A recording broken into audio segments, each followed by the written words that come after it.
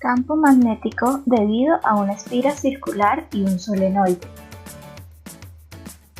Basándonos en la ley de Biot-Savart, para el cálculo del campo magnético vamos a realizar el cálculo del campo magnético debido a una espira circular y un solenoide. Cálculo del campo magnético en el eje de una espira circular. Vamos a considerar una espira de radio A ubicada en el plano YZ y que porta una corriente constante I, como se observa en la figura, y vamos a calcular el campo magnético en un punto axial P a una distancia X del centro de la espira. Tenemos que para calcular el campo magnético en el punto P utilizaremos la ley de Biot-Savart. Empezamos entonces por definir el elemento de L. En este caso, recordemos que este elemento va en el mismo sentido de la corriente. Luego definimos la distancia R desde el elemento diferencial hasta el punto P, donde vamos a calcular el campo magnético.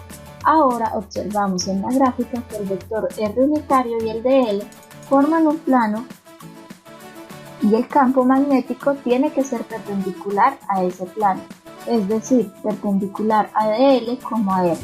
En ese caso podemos ver cómo el campo tiene dos componentes, una componente paralela al eje de la espira, que es dBx, y otra componente perpendicular al eje que corresponde a dBy.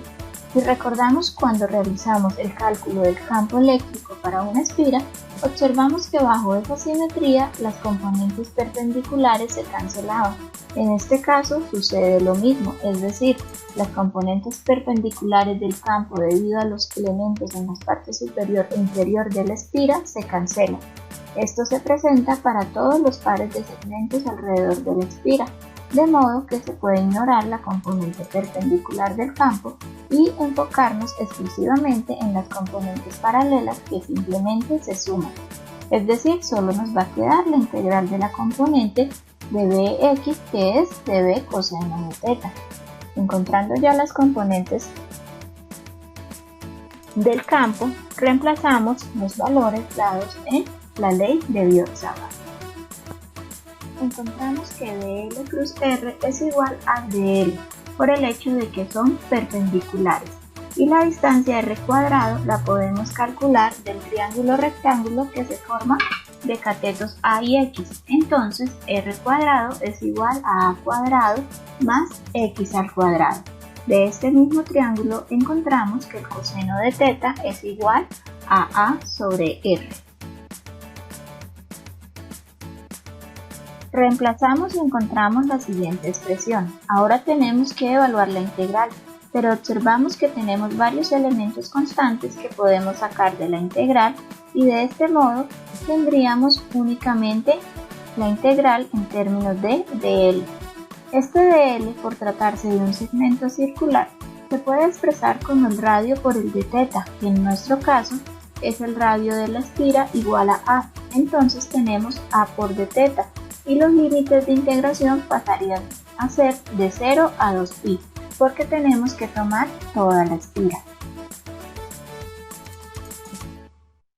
Al evaluar la integral nos da el siguiente resultado. En este caso puedo simplificar los 2pi y obtenemos finalmente el campo magnético para una espira circular a una distancia X de su centro. Para esta configuración, la dirección del campo es en el eje Y y las unidades en el Sistema Internacional para campo magnético son los Tesla.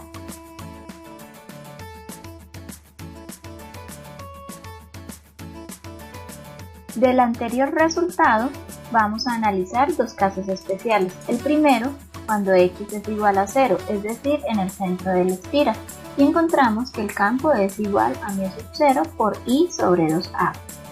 Ahora, cuando analizamos para puntos muy distantes, es decir, para X muy grande comparada con el radio de la espira, tenemos que se pueden ignorar el término de A al cuadrado en el denominador y obtenemos la siguiente expresión, que si la multiplico y divido por pi, encuentro este resultado, donde podemos reconocer pi por radio al cuadrado, que es el área de la espira. Ahora, si reemplazamos el área, encontramos que Corriente por área me representa el vector momento magnético, cuya dirección es normal a la superficie de la espira, lo que nos da como resultado que una espira con corriente se comporta como una brújula, como observamos en las imágenes. Campo magnético en el eje de una bobina. En muchos dispositivos que utilizan una corriente para crear un campo magnético, tales como un electroimán o un transformador, el hilo que transporta la corriente está enrollado en forma de bobina. Una bobina o un solenoide consiste en un conjunto de espiras circulares del mismo eje y radio yuxtapuestas de forma tal que hay n espiras por unidad de longitud. Entonces, el campo magnético es la suma del campo generado por cada espira, y el campo magnético estará concentrado en el centro del solenoide. La cantidad de espiras depende de la aplicación que le queremos dar. El campo afuera es más débil y las líneas que representan el campo magnético están más separadas.